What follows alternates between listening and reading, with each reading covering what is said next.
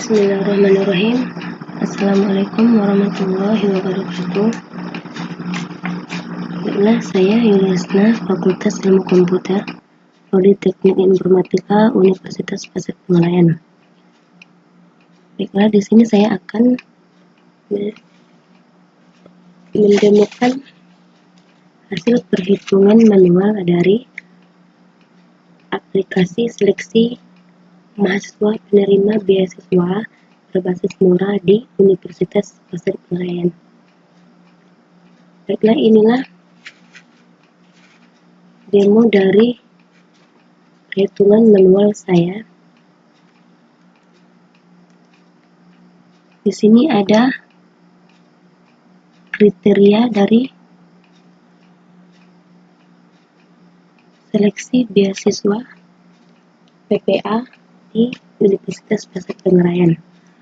Di sini ada 5 kriteria: 1, C2, C3, C4, C5. Yang pertama IPK, proposal PKM, organisasi kemahasiswaan, surat tidak mampu, dan sertifikat lampiran dengan bobot masing-masing dengan bobot yang berbeda, yaitu 30% untuk IPK, PKM 25%, organisasi kemahasiswaan 20%, tidak mampu 15%, sertifikat lampiran 10%, dengan jenis benefit dan cost. Dan di sini ada tabel subkriteria indeks prestasi kumulatif ataupun IPK atau C1-nya, yaitu kriterianya 2,5 dengan nilai 1, 2,5 sampai 3,00 dengan nilai 2, 3,00 sampai 3,50 dengan nilai 3, 3,50 yaitu bernilai 4. Dan pada kriteria proposal PKM atau C2-nya, dia di sini pada tabel kriterianya yaitu sudah upload atau belum upload. Jika sudah upload, dia bernilai 2, jika belum, dia bernilai 1. Dan pada subkriteria selanjutnya itu C3-nya, C4, C5 semuanya sama. Kemudian sampel dari data mahasiswa. Nama mahasiswanya Rudi Kurniawan. Dengan nilai ataupun kriteria C1. C1 ini adalah PKM sesuai dengan urutan kriteria masing-masing. C1-nya 3,55. Berarti dia C2-nya di sini C+, berarti dia sudah di-upload. Ini sudah, ini belum. Dan sampai seterusnya mahasiswa sampai Yeni Marta. Di sini ada nilai kriteria setiap alternatif. Dari sini C1 dia 3,55, berarti bobotnya 4. C2 jika sudah upload bobotnya 2. C3 sudah upload bobotnya 2. C4 belum upload, nilainya 1. C5 sudah upload, nilainya 2, dan seterusnya. Dan di sini berdasarkan tabel di atas, maka dibuatlah matrik keputusan X sebagai berikut. Beginilah tampilan matrik keputusan X-nya, yaitu kita bisa melihat dari ini 4, 2, 2, 1, 2. 4, 2, 2, 1, 2. Setiap baris pertama itu diambil dari baris pertama dari nama mahasiswa ataupun masing-masing kriteria, dan sampai seterusnya seperti itu. Kemudian kriteria indeks prestasi kumulatif atau IPK atau C1. C1 itu masing-masing matrik keputusannya itu diakarkan dengan akar 2, yaitu 4, diakarkan dengan 2. Setiap C1-nya kita ambil dari kolom pertama dari matriks X yang sebelumnya, itu 4/2, itu ini 3/2 ini, dan kemudian sampai seterusnya, dan kemudian masing-masing angka itu diakarkan, dan 4/2 sama dengan 16, 3/2 sama dengan 9, dan seterusnya. Hasil dari akar ini itu sama dengan yang di bawah, kemudian ini ditambahkan dan hasilnya diakarkan, kemudian hasilnya 88, akar 88 sama dengan 9,3909. Kemudian akar tersebut kita masukkan ke A11, yang mana A11 sama 4 per, dia diambil dari baris pertama matriks yang ini, kemudian dibagi dengan hasil C1, dibagi dengan hasil IPK C1, dan ini hasilnya. Kemudian A21 itu diambil dari kolom kedua, baris kedua dari matriks, dan dibagikan dengan hasil yang sudah diakarkan, dan inilah hasilnya, dan seterusnya seperti itu. Dan kemudian pada C2 itu diambil dari kolom ketiga, C1 dari pertama, C2 dari sini,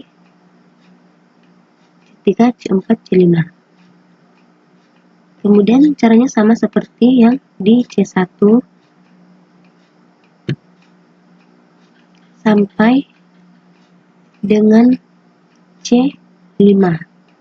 Caranya sama. Kemudian kemudian dari perhitungan di atas, maka dibuat tabel hasil normalisasi matriks X. Nama mahasiswa Rudi Kurniawan, kriteria C1, C2, C3, C4, C5, 0,4264 itu diambil dari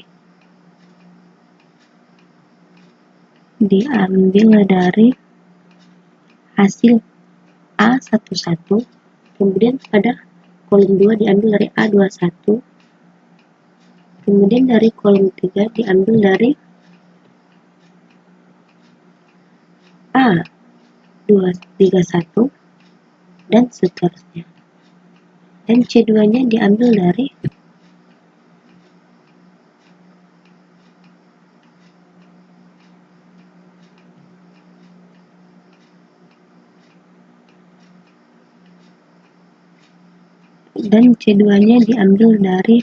hasil kriteria dari C2, dan seterusnya seperti itu. Kemudian dari tabel ini akan dibuat hasil normalisasi seperti berikut, yaitu 0,4 dari sini, 0,343 dari sini. Setiap baris pertama dia dibuat dari baris pertama dari kolom, dan setiap kolom pertama diambil dari kolom pertama dari tabel, dan seterusnya. Kemudian kita menghitung matriks normalisasi terbobot, yaitu kriteria indeks prestasi kumulatif IPK atau C1. Caranya sama dengan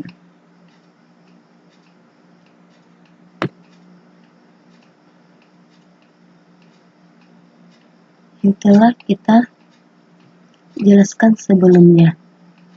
Dan ini tabel normalisasi terbobotnya. Caranya sama seperti C1 yang kita jelaskan sebelumnya. Dan kemudian dari penjelasan di atas, kita menjelaskan masing-masing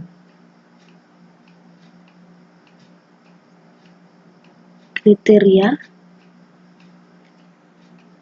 Kemudian di sini dari semua kriteria, maka kita buat hasil matrik normalisasi tersebut, yaitu Rudi Kurniawan kriteria 1 atau C1-nya dengan 0,1279, C2 dengan 0,0857, C3 0,08, C4 0,03, C5 0,0359, Sri Malaputri, dan seterusnya. Maka ini masing-masing kriteria itu dibuat dari hasil tertinggi. Dari hasil tertinggi, maka dia di posisi paling atas. Maka dikategorikan dengan dua kategori, itu maksimum atau minimum. Dan ini seperti yang dari awal tadi, bahwa kriteria C1, C2, C3 itu dia benefit ataupun maksimum. Sedangkan kriteria C4 dan C5 dia cost ataupun minimum. Maka dari matriks hasil normalisasi terbobot, maka dari tabel ini dibuat hasil normalisasi terbobot seperti berikut, yaitu 0,1279 itu